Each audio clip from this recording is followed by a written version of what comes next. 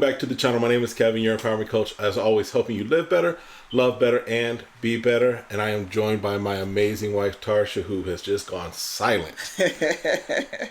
But we do recaps, reviews, and reactions to some of our favorite shows, among other things on this channel. This one is all about our favorite show that we've been watching from almost the beginning. Yes. Married at First Sight.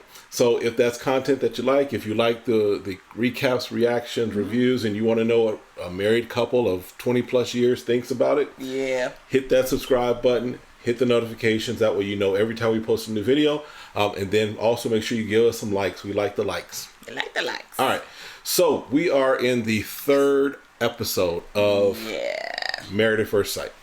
Last two couples were getting married. Yep. Paige and Chris. And then Haley and Jacob. Yep. All right.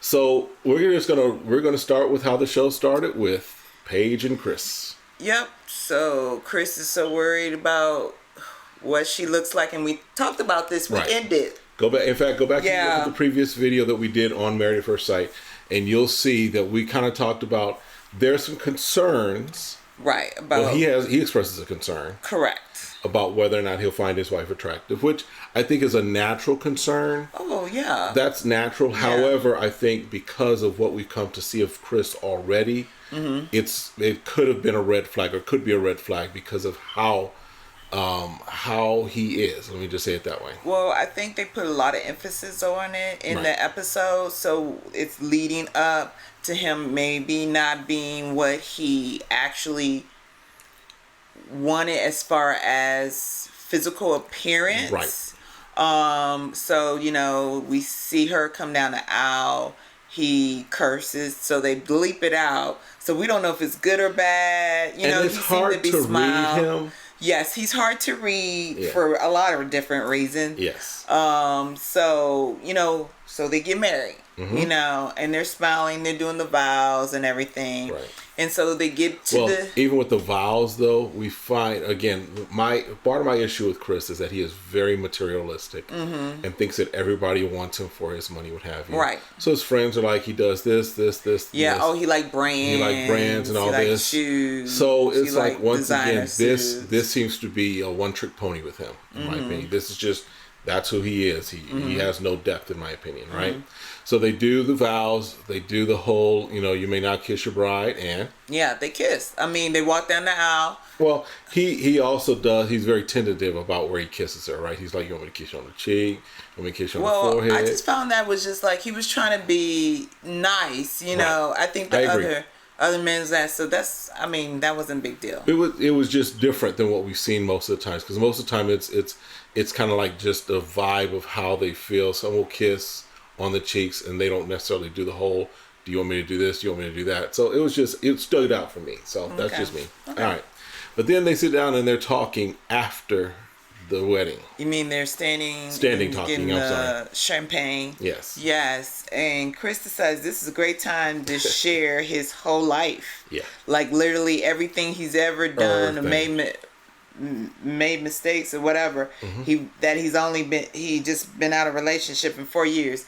Well, you only just kissed this young lady and you already gotten deep. Yeah. Without even he did find out what she did for a living. I mean, but he worked pretty quick to get to the point. I mean, the conversation that we saw literally was, oh, we've got, you know, that infinity is great. Yeah, you got tattoo. One too. You got a tattoo? Oh, yeah, I got a tattoo. And she's like, oh, that look fresh. It looks pretty new. When'd you get it? What does it mean? Why'd you get it? Yeah, it was a couple weeks old because, you know, my old girlfriend's name was tattooed to me. Yeah. So it sounds like he makes very quick decisions without thinking through it. And it's those things are starting to add up. Right. You know. And that's not the only time he mentions his ex, because she starts talking about the dog that she has. She's a Morkie or whatever. Yeah, I don't know what a Morkie is. If it ain't a pit, if it ain't a lab, all these hybrids. Some tiny. It's in my day we called it a mutt, right? So, but she starts talking about her dog. And then he's like, oh, yeah, my ex had a dog like that. Yeah, my ex had a Yorkie, and it was stubborn. Right. So don't do that. Yeah. Just don't do it. So on the one hand, we were like, great for him for being upfront and being honest. Well, we weren't saying great for him. We were more like, okay, why are you being so honest after so soon? So soon, right? Because he's just dumping everything he's just like on dumping her. it. So I mean, this young like lady who just out. is like, I'm married. I'm about to spend my life with this person. Right. Oh, this is all the Samsonite baggage you have in your closet. You're bringing it out now. Right. But he's trying to say, oh, I don't have any baggage. Like, boo, you got baggage. Right. You may not feel it on you, but it's on you. Right. So they're making conversation and different stuff. And she's trying to take in and process what he's saying. Mm-hmm. And then walking in, mm-hmm. doing the married thing, the whole thing when you get married. Right. And when we get to the place of like talking to the friends and stuff, mm-hmm. here he goes again. He shares everything with the friends. He's giving a lowdown of everything, and then he makes the comment, "She ain't typically. She's everything I wanted on paper. She's right. She's on paper. We're a match. She's not what I. She's what I need, not necessarily what I want. Right. She's not a trophy wife." They were like, well, she is a trophy. She's a prize. She is a prize. No. He's like, no. What I'm saying is, she ain't like that trophy wife. Yeah, like she ain't airheaded and just look. She's just not arm candy who has nothing to add. Right. So in that respect, they're saying the same thing, just different definitions. Correct. Right. And it comes off a little harsh. Right.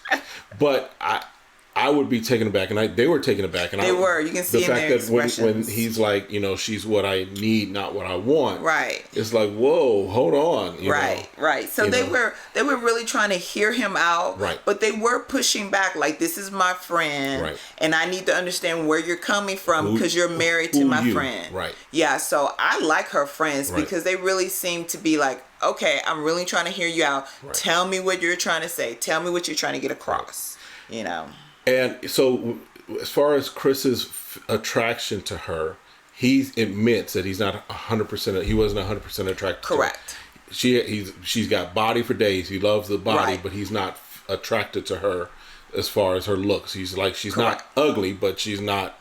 It's not his typical type. And that's what we had said, is that she kind of probably did not fit his typical type of what he would date. Right. But his daddy. He's like his father. Yeah. And I think that's just something how he was raised, As a dad who I've got a daughter who is 21 mm-hmm. and I have a son who's just about to exit high school. Mm-hmm. So this is kind of where I'll be in a few years, right? Mm-hmm. I don't see myself going up to my son's wife and being like, "Oh girl, baby girl, you bad. You're beautiful. You're gorgeous, and you got to make sure," and start talking about bedroom especially the first day.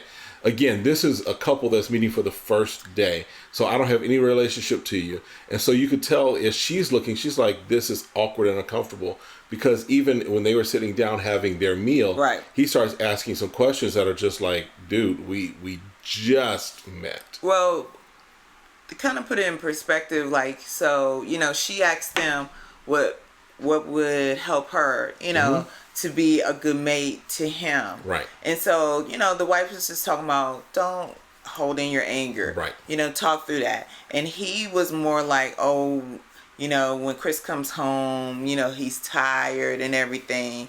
He want his wife to take care of him and be intimate with him. Right. Not once a month. Okay, we ain't talking about your relationship. I don't know what's going on with your relationship, but I don't know if you shared with your son or your son shared with you that your wife, but I get the impression this is something he instilled into Chris. Right. And what I was getting also was Chris starts asking questions of Paige. Right. Are you a virgin? Right. Are you on contraceptives? Right. How's your sex drive? All this stuff. And she's like, you know what? When I feel comfortable, I'll share some of that with you. So let's kind of move forward. Right. But this whole thing. So Chris's dad is like, we're ready for grandkids. The mother's like, take your time, baby. Take your time. Right. Get to know him, and so I think there's going to be obviously some challenges. I think even the girlfriends asked him, like, hey, how are you feeling about him? Are you attracted to him? She's like, oh, yeah, he's attractive. I like him, And then they felt like, okay, he pretty much they're saying, like, okay, he feels he's being transparent and being very open and sharing. Right. Yeah, the way he jokes around and everything is very dry and everything. So they're giving her a very balanced view, and it's like, look, this is what our red flags are. Right. So make sure you're taking your time. So it's like, so friends are like, some moments I love him, and some moments it's just like weird. I'm still trying to figure out he's weird. So I'm on the side of he's strange. He may have some things going on that hasn't been diagnosed. Tested. Yes. We'll leave it at that. All right. And then Haley and Jacob get married also. Yes, they get married. They're 10-year difference. He's 38, she's 28. Correct. And he lives in the 80s pretty much. He's a quirky IT guy. He's stuck in like, what was it? I forget never mind, whatever. Okay. But he's stuck in the 80s. He's stuck in the 80s. Yes. So, and Wayne's World, that's what I was thinking. Oh, Wayne's World. And she's like adventurous, like she goes out of the country, like on Thanksgiving. She only sees her parents on one holiday. Like you pick one and the other one, I'm going to be gone, So she likes to adventure and travel. Yeah. So. Their whole thing was just awkward. Yeah, I think it was just like they're so nervous, and I don't know if they don't know how to approach each other. Right. So, and she hadn't been in a relationship in 7 years. Something like that. So it's been a long time since she's really dated, but she's always shunned off guys. Like she never gives them a chance, is what she states. Right. So she has a very kind of maybe narrow view, which instead of being open. Right. And I think he just takes a while to warm up. He takes an awful long time, because if you notice, what really, I was looking at him from the vows moment when they're saying, this is what Haley's family is saying about her, and he's just stone faced, just like it's almost like he's not even there. Right. So it was just their interaction. So yes, it's possible it takes a little while for them to warm up to each other. But they're gonna be a lot of work. They're gonna have to take some effort. They're gonna have to really put forward why the experts match them together. Right. And I think that's always the difficult part, because they're married, but they're still dating. They're still trying to figure out the why. Right. That's what makes it very dramatic, because you're finding out the very little intimate things and just things you just would typically just find out by just dating and the less pressure. By spending time over the course of a few weeks, months, whatever years, it might be. You're compressing that into an 8-week time frame. In an 8-week time frame. So then we kind of check in on the other couples as they're having their reception. Right. So we've got like Brianna, whose dad still looks like he's ready to cut somebody. Even when what's Brianna's Vince is trying to talk to Brianna's dad, and I feel like he was about to punch him. Yeah. But he finally talks. He cracks a little smile. Finally. He's like, man, I don't know you, but as long as you take care of my girl. As long as you take care of my girl, I'm good. But you can call me. My name's Dad.